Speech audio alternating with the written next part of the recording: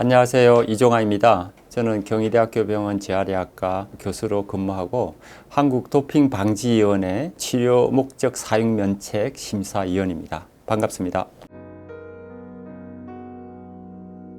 러시아에서 자체적으로 한 도핑 검사에서 트리메타지딘이라는 약물이 검출되었습니다. 러시아 도핑방지위원회에서 이 선수에게 어떤 출전 정지 처분을 했는데 선수 측에서 이의를 제기하고 이의 제기가 받아들여져서 올림픽에 참가하게 되었습니다. 이 사실이 외부에 알려지게 됨으로써 문제가 일어나게 되었습니다. 이 약물은 협심증 치료제로서 사용되고 있는데 국내에서도 많이 처방되고 있고 순양이 복용했던 약물입니다. 금지 약물은 마약과 비슷합니다. 즉, 이 약물을 지속적으로 복용하는 선수는 약을 끊으면 상당히 불안감이 증가되고요. 또 약물 중지로 인한 금단 증상, 경기력 저하 등이 나타나기 때문에 이전과 같은 경기력 상태를 보여주기 위해서 약물을 끊지 못하고 대부분 복용하는 경우가 많습니다. 이 선수의 나이가 16세 이하라는 것입니다. 이럴 때는 세계 도핑 방지 기구에서 만든 규정에서 보호 대상자라고 규정하고 있습니다. 보호 대상자라는 것은 도핑 방지 규정에 대해서 이해 능력이 떨어지고 또 여러 가지 약물 복용에 대한 사용에 대한 이해가 떨어지기 때문에 피해를 입을 확률이 많기 때문에 보호 대상자라고 지정하고 있습니다. 따라서 발리에파 선수는 출전 정지를 당하지 않고 경기에 참여하게 되었습니다. 선수가 자의적이거나 고의로 약을 먹기보다는 주위 사람들에 의해서 약물이 주어질 가능성이 더 높기 때문에 그렇습니다. 지금 현재 발리에바 선수는 이제 약물을 먹은 것 때문에 많은 비난을 받고 있지만은 과연 누가 그 약물을 주었는가에 대해서는 충분히 조사가 되어야 될 것으로 생각합니다.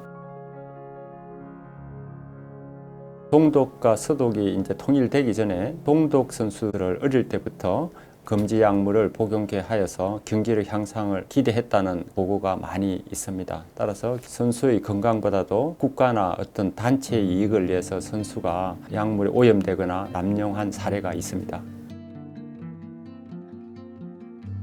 예, 그렇습니다. 어떤 선수가 약물이 검출된다고 바로 도핑 확정이 되는 것이 아닙니다. 일반적으로 약물 검출이 되면 그 다음 단계로 청문회를 거쳐서 최종 발표가 되었을 때 징계를 받게 됩니다. 그런데 이 발리에바 선수 거는 아직 청문회도 완전히 열리지 않고 약물만 검출된 상태였습니다. 이런 과정이 진행되고 할 때는 모든 과정이 완전히 확정될 때까지는 비밀 보장이 되어야 합니다. 특히 또 나이가 이런 16세 이하의 어린 선수 같은 경우에는 많은 피해를 입을 수 있기 때문에 비밀 보장이 되어야 하는데 확정되지 않은 상태에서 언론에 의해서 대대적으로 이 선수에 대한 문제 제기가 이루어졌는데 이것은 한번 생각을 해봐야 될 것 같습니다.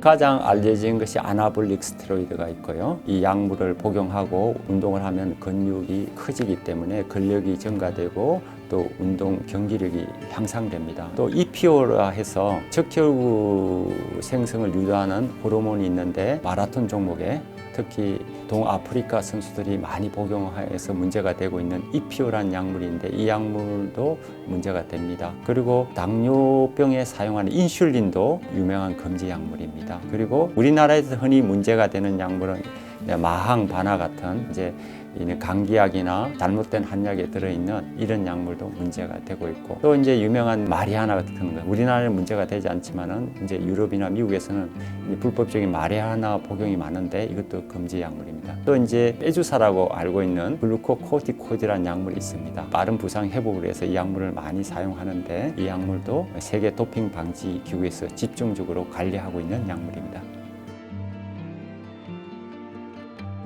강한 근력을 원하거나 할 때는 아나볼릭 스테로이드를 많이 복용하는데요. 트리메타진도 그렇고 각종 우리 흥분제 같은 경우에는 경기력을 과다하게 향상시키기보다는 그날의 베스트 컨디션 유지하는 데 주로 사용하는 것으로 추정이 됩니다.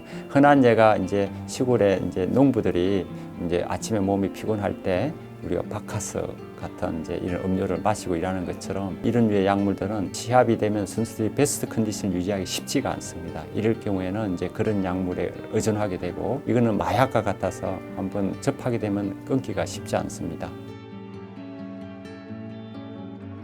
심장마비, 이제 서든 데스에서 금지 약물을 장기간 복용할 경우에 돌연사하는 경우가 자주 알려지고 있습니다.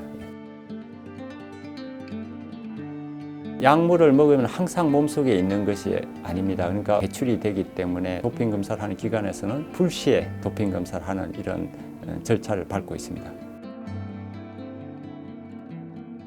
모든 종목이 금지 약물을 복용하면 효과를 볼 수가 있습니다. 물론 금지 약물은 다양하기 때문에 예를 들어 사격 같은 경우에는 심장이 뛰는 속도를 늦추게 해주게 됩니다. 사격에서는 그런 약물을 사용하게 되고 역도 같은 경우에는 그야말로 아나볼릭을 많이 쓰고요. 그다음에 육상 같은 이제 장거리 육상, 마라톤인 이런 데서는 유산소 능력을 향상시키는 그런 약물을 사용하게 됩니다. 이번 발리에바 사건은 상당히 안타깝습니다. 어린 선수에게 엄격하게 금지하는 약물을 복용하여서 올림픽에서 파문인 것은 참 불행한 일입니다. 선수도 약을 조심해야 되겠지만은 주위에서 보호하거나 도와주는 지도자나 또 다른 임원들이나 주위 분들의 노력이 필요할 것 같습니다. 이번 사건의 가장 큰 피해자는 발리에바 선수와 또 이것을 지켜본 팬들이라고 봅니다. 약물로 인해서 발리에바 선수도 많은 고통을 받았고 또 명예도 잃었습니다. 실망하게 된 팬들의 상실감도 크다고 생각합니다. 이런 것을 생각한다면 선수 자신과 선수를 도와주는